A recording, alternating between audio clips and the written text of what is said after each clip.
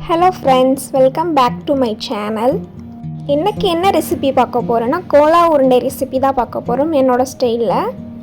Video skip பண்ணாமல் ஃபுல்லாக பாருங்கள். இப்போ தான் என்னோடய சேனலை ஃபஸ்ட் டைம் பார்க்குறீங்கன்னா மறக்காமல் சப்ஸ்கிரைப் பண்ணிவிட்டு பாருங்கள். வாங்க வீடியோக்குள்ளே போகலாம். இப்போ நான் 100 கிராமுக்கு கொத்துக்கறி வாங்கியிருக்கேன். இந்த மாதிரி வாங்கி நல்லா வாஷ் பண்ணி வச்சுக்கோங்க. அடுத்து கொஞ்சமாக பொட்டுக்கல்லை எடுத்து அதையும் பவுட்ரு பண்ணி வச்சுக்கோங்க. 10 சின்ன வெங்காயம் எடுத்து சாப் பண்ணி வச்சுக்கோங்க.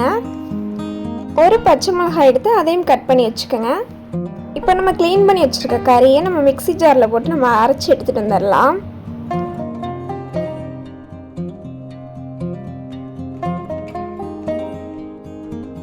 இப்போ நம்ம அரைச்சி எடுத்துகிட்டு வந்தாச்சு. பாருங்கள், இந்த மாதிரி நீங்களும் அரைச்சி எடுத்து வச்சுக்கோங்க. இப்போ நம்ம எடுத்து வச்சுருக்க வெங்காயத்தையும் பச்சை மிளகாயும் இது கூட சேர்த்துக்கலாம்.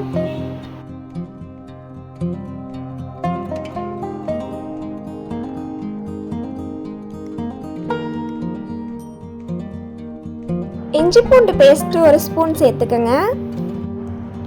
கொஞ்சம் கொத்தமல்லி சேர்த்துக்கலாம். இப்போ நம்ம எடுத்து வச்சிருந்த பொட்டுக்கல்லை பவுடர் அது 2 ஸ்பூன் சேர்த்துக்கோங்க. அடுத்து நம்ம சேர்க்க போகிறது தான் பிரியாணி மசாலா, கரம் மசாலா அப்படின்னு சொல்லுவாங்க இல்லையா, அது கொஞ்சோண்டு சேர்த்துக்கோங்க.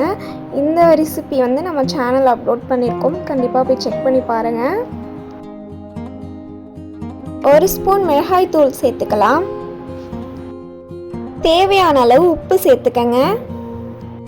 1/4 டீஸ்பூன் மஞ்சள் சேர்த்துக்கலாம். இப்போ மசாலா எல்லாத்தையும் ஒன்றா மிக்ஸ் பண்ணி விட்டுருங்க.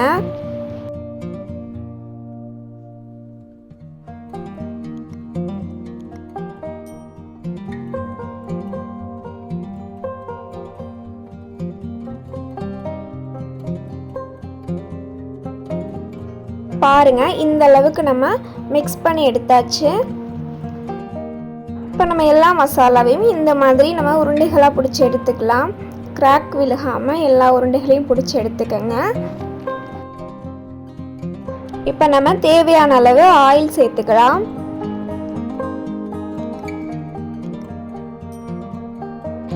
ஆயில் நல்லா ஹீட் ஆயிடுச்சு. இப்போ அடுப்பை லோ ஃப்ளேமில் வச்சு நம்ம எடுத்து வச்சுருக்க உருண்டைகளை கொஞ்சம் கொஞ்சமாக சேர்த்துக்கலாம்.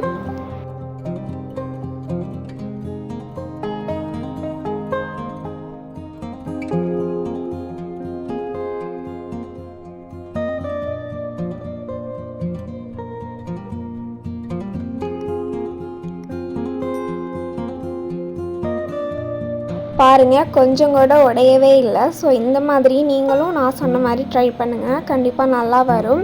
இப்போ இது எல்லாத்தையும் நம்ம திருப்பி போட்டுக்கலாம்.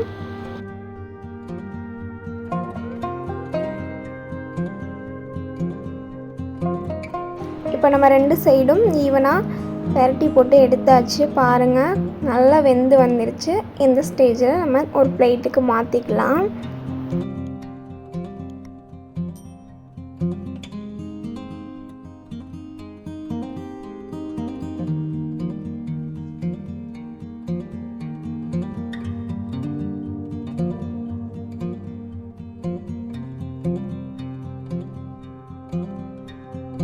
இப்போ மீதம் இருக்க உருண்டைகளையும் நம்ம இந்த மாதிரி அடுப்பை சிம்மிலேயே வச்சு பொரிச்சு எடுத்துக்கலாம்.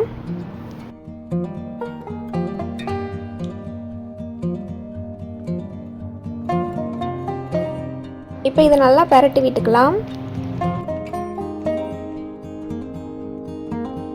அவ்வளோதான், மீதம் இருக்க உருண்டைகளையும் நம்ம பொரிச்சு எடுத்தாச்சு. பாருங்கள், ரொம்பவே ஈஸியான முறையில் நம்ம இந்த கோலா உருண்டைகள் ரெடி பண்ணிட்டோம். பாருங்கள், ரொம்பவே டேஸ்ட்டாக இருக்கும். நான் சொன்ன மெத்தடில் இதே மாதிரி செஞ்சு பார்த்துட்டு எப்படி இருக்குன்னு மறக்காமல் கமெண்ட் பண்ணுங்கள். உங்கள் ஃப்ரெண்ட்ஸ் அண்ட் ஃபேமிலி கூட ஷேர் பண்ணுங்கள். சப்ஸ்கிரைப் பண்ணி சப்போர்ட் பண்ணுங்கள் ஃப்ரெண்ட்ஸ். நெக்ஸ்ட் வீடியோவில் சந்திப்போம். பாய்.